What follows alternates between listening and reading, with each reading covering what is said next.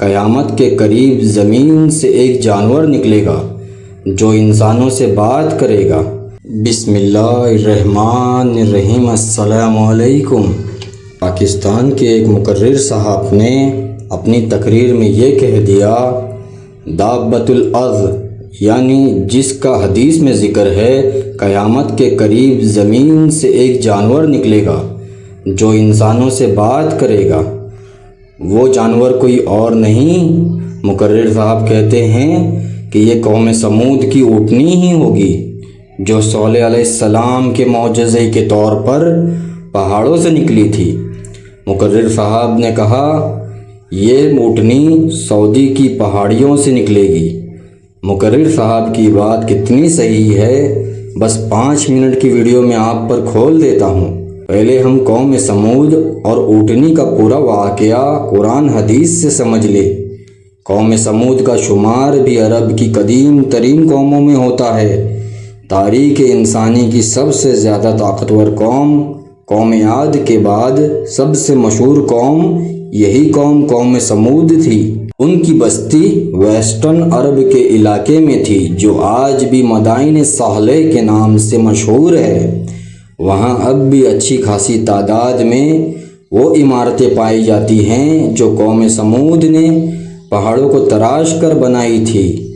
صحیح روایات میں ہیں، غزوہ تبوک کے موقع پر جب نبی کریم صلی اللہ علیہ وسلم یہاں سے گزرے تو آپ صلی اللہ علیہ وسلم نے صحابہ رضی اللہ عنہ کو نصیحت فرمائی کہ اس علاقے سے جلدی گزر جائیں کیونکہ یہ علاقہ عذاب سے تباہ ہونے والی قوموں کا علاقہ ہے۔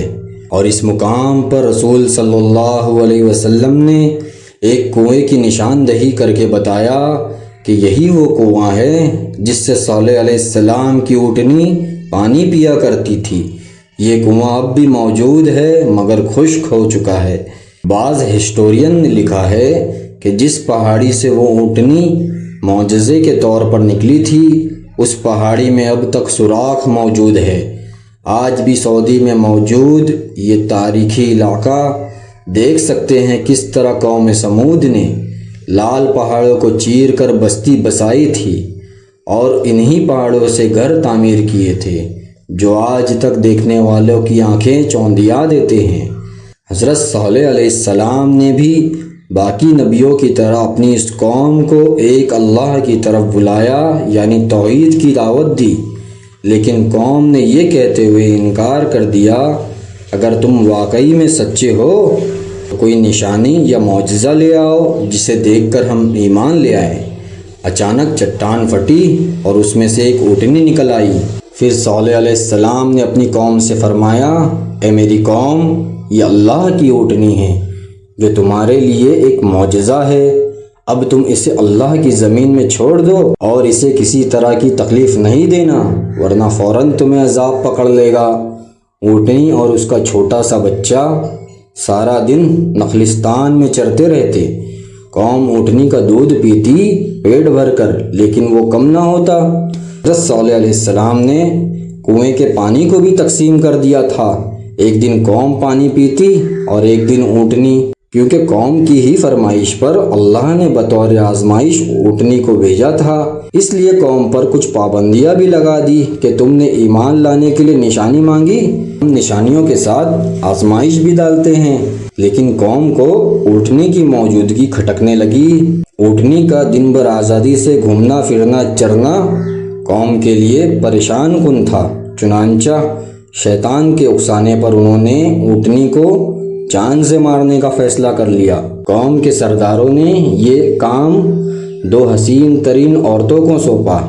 ان عورتوں نے شرابی و شبابی 2 آدمیوں کو اپنی خوبصورت بچیوں سے شادی کے بدلے اونٹنی کے قتل پر راضی کر لیا۔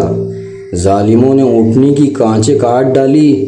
اس کے بعد بھی جب کوئی عذاب نازل نہ ہوا تو قوم نے خوشی کا جشن مناتے ہوئے کہا، صالح، جس چیز سے تو ہمیں ڈراتے تھے، اگر تم اللہ کے پیغمبر ہو تو اس عذاب کو ہم پر لے آؤ۔ صالح علیہ السلام نے فرمایا، اے قوم، اب تمہارے پاس صرف 3 دن کی مہلت ہے اور لو عذاب کی علامت بھی سن لو۔ کل یعنی جمعرات کے روز تم سب کے چہرے سخت سرزد ہو جائیں گے۔ پرسوں یعنی جمعہ کے روز تم سب کے چہرے سرخ ہو جائیں گے، اور ہفتے یعنی سیٹرڈے کو سب کے چہرے سیاہ ہو جائیں گے، اور وہ تمہاری زندگی کا آخری دن ہوگا۔ ان تینوں پیشن گوئیوں کے سچ ہونے کے باوجود وہ قوم چہروں کی رنگت کی تبدیلی کو معمولی سا جادوئی اثر سمجھتے ہوئے معمول کے مطابق عیش و عشرت میں مصروف رہی، یہاں تک کہ چوتھے دن کی صبح اوپر سے سخت ہیبت ناک چنگاڑ اور زمین کے شدید زلزلے نے ان سب کو آنن فانن جہنم رسید کر دیا، اور اللہ تعالیٰ نے ان کی بستیوں کو آنے والی نسلوں کے لیے نشان عبرت بنا دیا۔ اس ویڈیو کا شروعاتی موضوع یہ تھا کہ یہ ہی اونٹنی دوبارہ قیامت کے قریب دابۃ الارض کے طور پر نکلے گی، لیکن قرآن حدیث تو اس پر خاموش ہے۔ پاکستان کے مقرر نے بس اپنی عقل کے گھوڑے دوڑا کر اپنا قیاس ہی لگایا ہے کہ اونٹنی پہاڑ میں واپس چلی گئی تو واپس بھی نکلے گی۔ ہم تو کہتے ہیں ہمیں نہیں معلوم وہ نکلے گی یا نہیں۔ ہم اس پلیٹ فارم سے وہی بات کی تصدیق کرتے ہیں جو قرآن اور حدیث سے ثابت ہو، ہم قیاس سے کچھ نہیں کہتے۔ ایسی ہی قرآن اور حدیث پر مبنی معلومات کے لیے اس چینل کو سبسکرائب ضرور کر لیں۔